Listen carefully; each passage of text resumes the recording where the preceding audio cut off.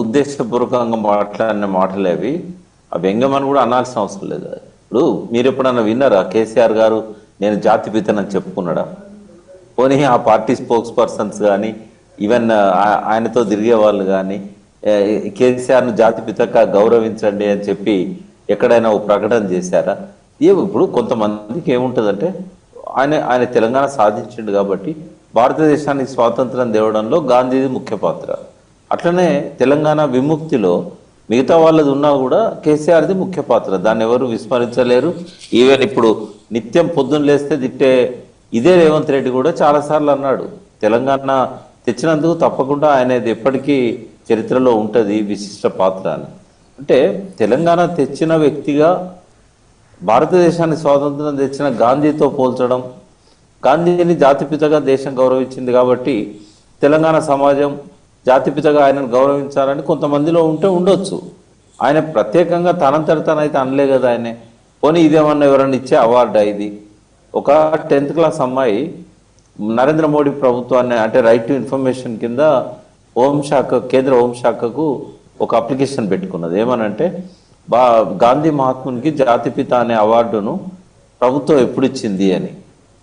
అయితే వాళ్ళ రికార్డ్స్ అన్ని వెతికి ఏ ప్రభుత్వం కూడా జాతిపిత అనే అవార్డు ఇవ్వలేదు, ఇది ప్రజలు ప్రేమగా జాతిపితగా గౌరవించారని చెప్పి ఆర్టీఐలో ఆ అమ్మాయికి వచ్చిన ఆన్సర్ అన్నట్టు. అట్లనే కేసీఆర్ గారికి కూడా జాతిపిత అనేది కొంతమంది మనసులలో ప్రజల హృదయాలలో ఆ భావన ఉంది.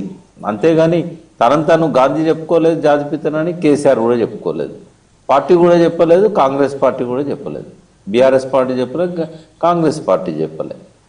మా ప్రజల మనసుల్లో ఉన్నదాన్ని చెరిపేయడం అనేది ఎవరికి సాధ్యం కాదు. కాబట్టి గౌరవించే వాళ్ళు జాతిపిత గౌరవిస్తారు. రేవంత్ రెడ్డికి ఆ ఉద్దేశం లేకపోతే గౌరవించకపోని.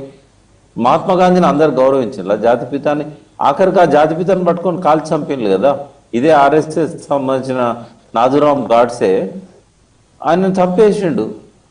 కొంతమంది గౌరవించారు, కొంతమందికి ఆ రోజుల్లో ఏంటంటే కేవలం గాంధీ వల్లనే కాదు, సుభాష్ చంద్రబోస్ ఆజాద్ హింద్ ఫౌజ్ వల్ల, సహాయ నిరాకరణ లాంటి ఉద్యమాల వల్ల, రెండవ ప్రపంచ యుద్ధంలో ఘోరంగా దెబ్బతిన్న బ్రిటన్ తప్పనిసరి పరిస్థితుల్లో వలస దేశాలకు స్వాతంత్రం ఇచ్చింది, అందులో భారతదేశానికి ఇచ్చింది అని చెప్పారు. అన్నీ కూడా కరెక్టే. కానీ జాతిపిత అనేది ప్రజల మనసుల్లో ఉంటుంది తప్ప అది ఒకరిచ్చేది కాదు. రేవంత్ రెడ్డి మాట్లాడిన మాటలు అన్నీ కూడా అభ్యంతరకరమే. రెండవది ఏంటంటే ఆయన విచారణను వద్దన్నాడు. ఆయన ఇప్పుడు ఈ ఎవరైతే సిట్టు విచారణ కోసం వస్తానంటే ఆయన గౌరవించి వచ్చి వాళ్ళతో కూర్చున్నాడు. ఆయన విచారణను గౌరవించనని చెప్పి స్టేట్మెంట్ ఇచ్చాడు. కాకపోతే మీరు నా దగ్గర రావాల్సి ఉండే, మీరు ఎక్కడో గోడ కంటిచ్చి ఎక్కడో నన్ను బిల్లు ఇవ్వడం అనేది కరెక్ట్ కాదన్నాడు. రెండవది మున్సిపల్ ఎన్నికల నేపథ్యంలో కొద్ది రోజులు సమయం ఇవ్వన్నాడు. సమయం ఇవ్వలేదు, ఆయన రమ్మన్న దగ్గరికి రాలేదు. అయినా కూడా దాని మీద గౌరవిస్తూ నేను ఆ విచారణలో పాల్గొంటా అన్నట్టు డిగ్నిఫైడ్గా ఆ విచారణలో ఆయన పాల్గొన్నాడు. ఇక దాన్ని పట్టుకొని ఏదో భయపడ్డట్టు, బెదిరినట్టు, నేరం చేసేటప్పుడు శిక్ష ఉంటుందని తెలియదా, ఇవన్నీ అడ్డమైన మాటలు, దొడ్డి మాటలు ఎందుకు మాట్లాడాలి?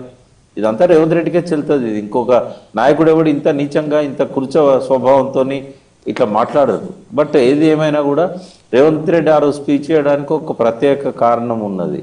కోదండరెడ్డి గారి కోదండరాం లోపల ఈ మధ్య కొంచెం అసంతృప్తి అనేది కనబడతా ఉంది. ఆయన ఎక్కడ పోయినా కూడా జనం అడుగుతున్నారు, చేసిన వాగ్దానాలు ఇచ్చిన హామీలన్నీ కూడా తుంగలో దొక్కిండు, మీరే కదా అప్పుడు ఆయన గెలిపిమన్నారు, మీరే మా దగ్గరికి వచ్చిండ్రు అని నిరుద్యోగులు కానీ ఇతర ప్రజలు కానీ కోదండరాం ఎక్కడ దొరికితే అక్కడ నిలదీస్తున్నారు. మరి అటువంటిప్పుడు కోదండరాం గారికి ఇంకా ఈయనతో ఉపయోగం లేదు. ఎందుకంటే ప్రజల కోసం పోరాడే వ్యక్తి ఆయన, మొదటి నుంచి కూడా ప్రజలతో ఉన్న వ్యక్తి కోదండరాం గారు. జేఏసీ ఉద్యమంలో కానీ ఆయన 30-40 ఏళ్ళ జీవితం కూడా ఎప్పుడు ప్రజల కోసం అంకితం చేసిన వ్యక్తి. ఇంకెందుకు ఉంటాడు రేవంత్ రెడ్డితో? అందుకే ఆయన అక్కడక్కడ ఆయన అనుచరులు కావచ్చు, ఆయన ఎక్కడ నోరు జారకపోయినా కూడా ఆయన లోపల ఒక అసంతృప్తి బయలుదేరింది. ఏం చేయగలుగుతాం మనం, వింటలేడు కదా, చేస్తలేడు కదా అనే ఫీలింగ్లు వచ్చినప్పుడు సిపిఐ సిపిఎం కూడా కొంత అదే అభిప్రాయంతో ఉంది. మనం అనవసరంగా సిపిఐ మన జట్టు కట్టినాము ఒక సీటు కోసము, ఈయన ఏం చేయట్లేదు అనేది వాళ్ళ లోపల కూడా వచ్చింది. అయితే వాళ్ళిద్దరిని దూరం అయితే బాగుండదు అనే ఉద్దేశంతో మున్సిపల్ ఎన్నికలు నడుస్తున్నాయి కాబట్టి వాళ్ళిద్దరు దూరం అయితే బాగుండదు అనే ఉద్దేశంతో రఘునారాయణ రెడ్డి హాల్లో జరిగిన మీటింగ్లో దాన్ని ఒక అకేషన్గా తీసుకొని కోదండరామ్ను ప్లీజ్ చేయడానికి ఆయన ఆకాశానికి ఎత్తిండు, అదే విధంగా కేసీఆర్ను తూలనాడిండు. ఇదంతా కూడా ఏంటంటే డైవర్షన్ పాలిటిక్స్ లోనే ఒక భాగము. రేవంత్ రెడ్డి ఏది మాట్లాడినా అది ఖచ్చితంగా ఏదో ఒక అంశం మీద ప్రజల దృష్టిని మీడియాని మళ్లించడానికి ఆయన ఆ పని చేస్తాడు అనేది అర్థమైంది. ప్రకాష్ గారు, ఇప్పుడు వాస్తవానికి రాజకీయ నాయకుల మధ్య విమర్శలు ఉండాలి, సో అది పెద్ద మనం చూడాల్సిన పని లేదు. కానీ హైదరాబాద్ పోలీస్ కమిషనర్గా ఉన్న సజ్జనారు, ఆయన ఒక ఐపీఎస్ ఆఫీసర్, సీనియర్ తెలంగాణ దాంట్లో ఓవరాల్గా ఆయన ఎక్స్ ఖాతాలో ట్వీట్ చేసిన దాన్ని మీరు ఎట్లా చూస్తారు సార్?